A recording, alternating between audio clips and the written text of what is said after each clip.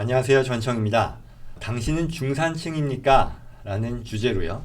미국의 대도시 20곳의 상황을 살펴봤다고 하네요. 중산층이라는 것, 중산층을 살려야 한다라는 말 예전부터 나왔잖아요. 근데 그만큼 중산층이 점점 더 각박하고 힘들어진다 그런 뜻이겠죠. 그도 그럴 것이 지난 50년 정도를 놓고 보면 미국의 중산층이 계속 감소하는 그런 추세에 있었다라고 합니다. 최근에 이 퓨 리서치 센터라는 곳에서 조사를 해봤더니 지난 10년여간 중산층이 대략 전체 국민의 50%를 차지했는데 이게 한 30년 전, 20년 전 대비로는 그때는 한 60%가 넘었다고 해요. 그래서 그만큼 중산층이 더 두터워야 된다, 더 얇아지고 있다라는 그런 얘기가 되겠죠. 그러면 이제 중산층이 뭐냐라는 그런 질문을 할 수 있겠죠. 이 퓨 리서치 센터에서는 어떻게 정의를 했냐면 하우스홀드죠. 미국인 가구당 중간소득을 기준으로 해서 이 중간소득에서 한 3분의 2 이상 그리고 최대 2배까지를 이 중산층의 소득 기준으로 봤다라는 거죠. 그러면 미국의 전체 어떤 인구 대비 중간소득이 얼마냐라고 하니까요. 지난 2022년 말 기준으로 7만 불이 좀 넘었네요. 7만 700불 정도 됐다고 하네요. 그래서 그거에 한 3분의 2면 4만 7천 불 그리고 2배까지 되면 한 14만 불이 넘는 거죠. 14만 1,000불로 이제 중산층을 기준으로 삼았다라는 거죠.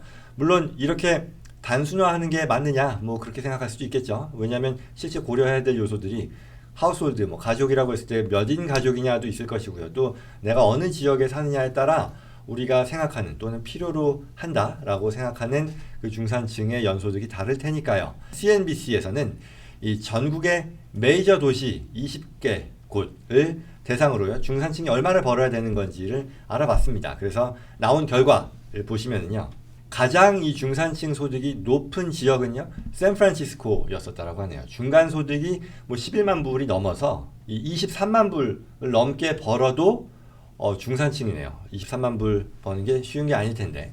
그리고 가장 낮은 연소득 기준으로도 7만 7천 불이었다고 하네요. 7만 7천 불을 벌지 못하면 그 지역에서는 중산층에 해당되지 않는다라는 그런 얘기겠죠.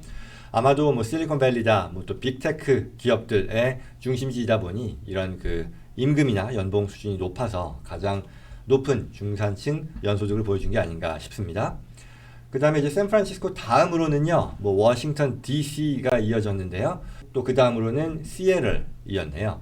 그리고 보스턴. 이 네 개의 지역은요, 중산층의 가구당 소득이 20만 불을 훌쩍 넘는 그런 수준이라고 합니다. 우리가 궁금해하는 다른 지역들 보면요, LA나 뉴욕은 어떤가 봤더니 LA의 경우는요, 가장 낮은 가구의 연소득이 5만 5천 불이었다고 하네요. 그리고 가장 높은 소득은요 16만 5천 불. 그러니까 LA 도심에 살면서요 대략 5만 5천에서 16만 5천 사이에 가구당 소득을 버는 그 가족이 중산층에 해당된다라고 하겠죠. 그러고 보니 뉴욕 그리고 시카고 지역도요 LA하고 거의 비슷한 5만에서 16만 사이 정도가 되는 것 같습니다. 그 밖에도 한인들이 많이 거주하는 이 텍사스 댈러스라던가 아니면 조지아 애틀란타도 비슷하게 나오네요. 5만 그리고 15만 이렇게 되니까요. 결국 전체적으로 가구당 소득이 이 범위에 들어가면 현재 미국에서는요 중산층이라고 할 수 있다라고 하겠네요.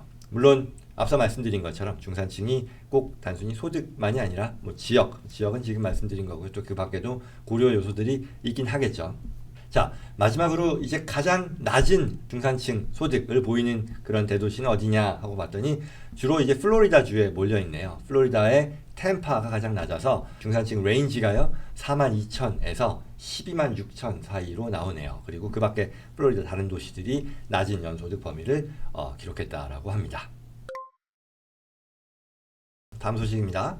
테슬라의 작년에 베팅한 이 펀드들의 수익률이 굉장히 낮다. 아마도 예상하는 바겠죠. 그 소식입니다. 테슬라의 주가가 지금 새해 들어서도요. 이번 주 계속 급락하고 있죠. 첫날에도요. 12%인가요?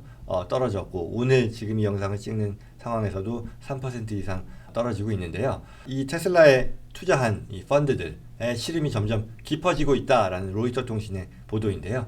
자산운용 업계에서 보통은 이제 분산 투자를 하잖아요. 펀드를 구성하는 데 있어서. 그래서 특정 종목의 보유 비율을 대부분 5%를 넘기지 않게 하는데요. 이보다 더 높게 5% 이상 잡은 이 펀드들이 있다는 거고요. 그리고 테슬라에 대해서 그렇게 잡았다는 건데 그 중에 이제 미국의 이 50개 펀드, 그러니까 테슬라 비중을 5%로 국한하지 않고 그 이상 투자한 이 50여 개의 펀드의 평균 수익률을 따져보니까요. 22년도 때 마이너스 42%가 넘었다고 합니다. 그래서 같은 기간 22년 총 미국 전체의 주식 펀드라고 했을 때 그 평균 수익률이 대략 마이너스 17%였는데요.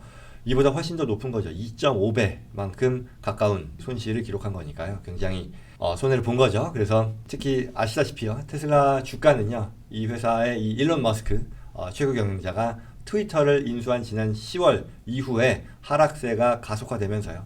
지난달 12월 달에만 또 거의 37%가 폭락하는 등 전체 한 해 동안 65% 넘는 어떤 폭락률을 기록했다고 합니다.